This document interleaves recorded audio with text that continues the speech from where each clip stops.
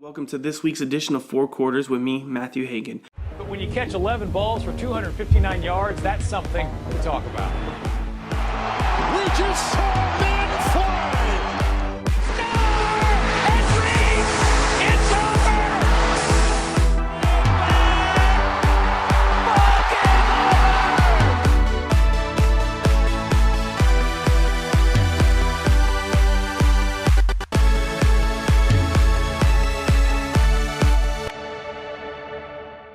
This week's episode will feature all NFL topics. In the first quarter this week, we'll talk about Ezekiel Elliott or Jordan Howard and who will have the better sophomore season. In the second quarter, we'll talk about which rookie running back will have the bigger impact in the NFL this season. Will it be the Jaguars' Leonard Fournette or will it be the Panthers' Christian McCaffrey? In the third quarter, we'll be talking about the Falcons' Super Bowl loss.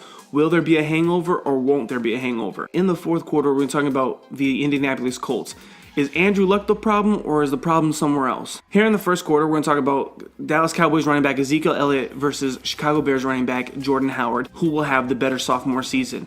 Last season, Ezekiel Elliott came in knowing he was going to be the starter. Jordan Howard had to take it away. Howard only started 13 games to Ezekiel Elliott's 15 games. Ezekiel Elliott had the better offensive line, according to Pro Football Focus. Ezekiel Elliott started 15 games. He had 322 carries for 1,631 yards and 15 touchdowns. He also added 32 receptions, 363 yards, and 1 touchdown receiving. He averaged 5.1 yards per carry. Now, if we look at Jordan Howard, he also had a phenomenal rookie campaign in which he had 252 carries, 1,313 yards, 6 touchdowns. He also added 29 receptions, 298 yards, and 1 touchdown through the passing game. Now, he averaged 5.2 yards per carry. So, Zeke had 2 more starts. He only carried the ball 70 more times. He only had 319 yards. Again, really close, but when you take in the fact that the Dallas Cowboys were a vastly more talented team than the Chicago Bears, and the O-line of Dallas could be arguably considered the best in football. Now, the Bears have a good offensive line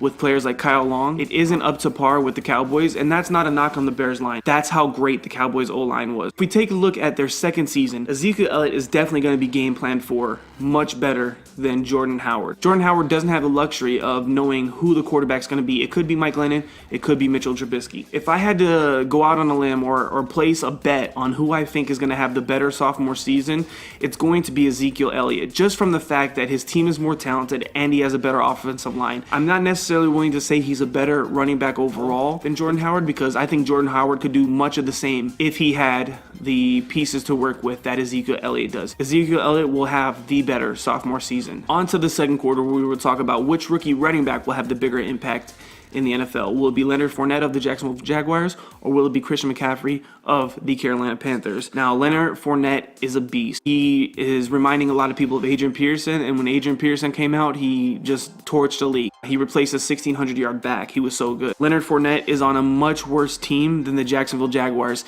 Yes, the Panthers did finish 6-10 last season, but they also are one season removed from making it to the Super Bowl. Leonard Fournette will be running behind the 13th ranked offensive line. He has a quarterback who is decent, but regressed. And if Blake Bortles can't take pressure, Leonard Fournette's just going to be facing, 7, 8, 9 men boxes, and that will not bode well unless he is just one of the greatest of all time in his rookie season. If we take a look at Christian McCaffrey, his team, as we mentioned, is better. The Panthers are in a better situation than the Jaguars. They have a better defense. They have a better quarterback. Offensive line is going into the season ranked 12th. It's one spot better than Jags, but it's still better. Christian McCaffrey is going to affect the game in 3 different phases. He's going to be a return man. He's going to rush the ball. He's going to receive the ball. He also has Cam Newton as his quarterback, who has won an MVP. If I had to choose one of these running backs, in my opinion, Christian McCaffrey will have the better rookie season just because he's going to impact the game in 3 different phases. That doesn't mean he's necessarily better, but I think he's going to have a better impact because he has such a great fit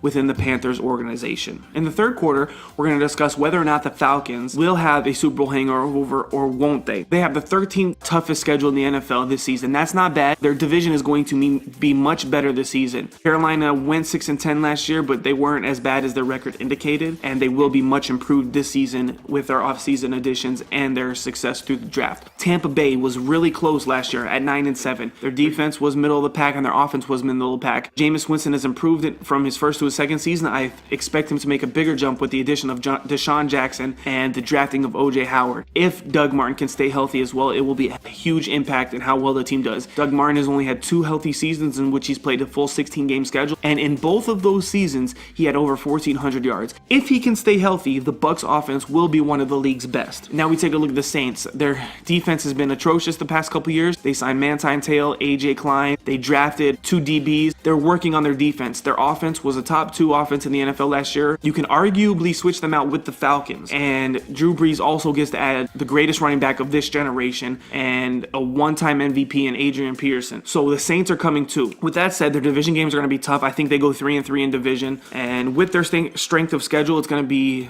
difficult at 13 because teams are going to be gunning after them. They are the cream of the crop because they were the NFC champions. Past 5 Super Bowl losers, it's been mixed. The Panthers followed up their Super Bowl loss going 6-10. Denver followed their Super Bowl loss going 12-4. San Francisco finished the next season after their loss going 8-8. And the Patriots are the Patriots. If they lose a Super Bowl, if they win a Super Bowl, doesn't matter. They're going to be good. Honestly, I think because of the Falcons' schedule, how bad of a choke job it was up 28-3, it's going to be very, very difficult to recover from that. I do think that because the division has improved, it will impact the Falcons big time, and I think they actually finish either 3rd or 4th in the division, and the hangover is real. Moving on into the 4th and final quarter, the debate in the 4th quarter is going to be about whether the problem with the Colts is Andrew Luck or is it the rest of the team. Andrew Luck has been phenomenal in his 5-year NFL career. He averages 272 yards per game and 1.8 TDs to only just 0.97 interceptions. So in 70 games plus played, he averages nearly 2 touchdowns and less than an interception and almost 300 yards. Over the course of season in his 5 years, he averages 3,800 yards, 26 touchdowns, and about 13 interceptions. He's won 43 out of his 70 games, which is a 61% win percentage. So I looked at the defenses. This is where it gets really interesting and we can really tell where the problem lies. In Andrew Luck's first 3 seasons, he improved the team every year. And in his first year, they won 11-5 and lost their first playoff game. In his second year, they went 11-5 and won a playoff game. In his third year, they went 11-5 again, 3 straight years 11-5, but made it to the conference championship. Those defenses were ranked decently those 3 years, finishing 21st in points, 9th in points, and then 19th in points. They also finished 26th in total yards, 20th in total yards, and 11th in total yards. And in those 3 years, he was managing to win 11 games. In the last 2 years, where he's gone 2-5 and 8-7, the defense is ranked 25th and 22nd in points and 26th and 30th in yards. Over his 5-year career, the Colts defense averages 23.7 points per game, which is an average ranking of 19th. They also give up on average 367 yards per game,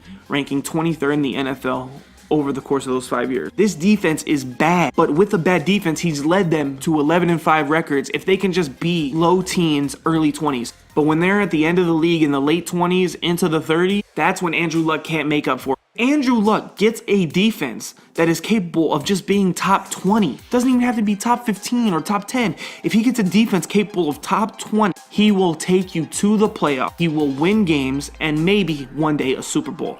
So the problem with the Colts is not Andrew Luck at all. The problem is the defense. The general manager needs to get him a defense, and the Colts' problems will be fixed. I want to thank you guys again so much for tuning into these episodes. Please like and subscribe on YouTube. Check out our other shows, Office Hours, Back of House, and others coming soon on YouTube. Also, please like us on Facebook. And again, don't forget to subscribe. From our house to yours, have a wonderful day.